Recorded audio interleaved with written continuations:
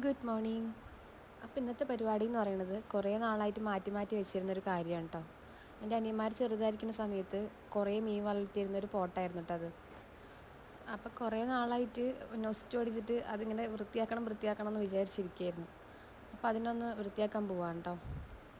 നമ്മൾ കുറച്ച് sand മേടിച്ചിട്ടുണ്ടായിരുന്നു, white sand 2 kilo അങ്ങാണ്ട് ഉണ്ടായിരുന്നു. അതാദ്യം തന്നെ വെള്ളത്തിൽ കുതിർത്ത് വെച്ചു.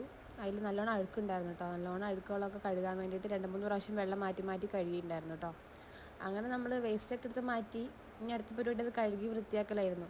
അങ്ങനെ അത് നല്ലോണം കഴുകി വെള്ളം ഒഴിച്ചു കൊടുത്തു. നമ്മുടെ സാൻഡ് ഇട്ട് കൊടുത്തു കേട്ടോ. അങ്ങനെ സാൻഡൊക്കെ ഇട്ട് കൊടുത്ത് സെറ്റാക്കി വെച്ചിട്ടുണ്ട്. ഇനി അടുത്ത പരിപാടി എന്ന് പറഞ്ഞാൽ നമ്മളെ താരങ്ങളെ പുറത്തിറക്കലാണല്ലോ. ഇതാണ് കേട്ടോ നമ്മുടെ ടീമുകൾ. 2 ഗപ്പിയും ഒരു ഓസ്കാറിൻ്റെ കുഞ്ഞുമാണ് കേട്ടോ അത്. ശരിക്കും ഇങ്ങനെ കൈകൊണ്ട് പിടിച്ച് മീൻ ഇടാൻ പാടില്ല എന്ന് എല്ലാവരും പറയും. പക്ഷെ എനിക്കെന്തോ അതൊരു വീക്ക്നെസ്സാണ്. അതുകൊണ്ട് ഞാൻ കൈകൊണ്ട് തന്നെ പിടിച്ചിട്ടത് കേട്ടോ.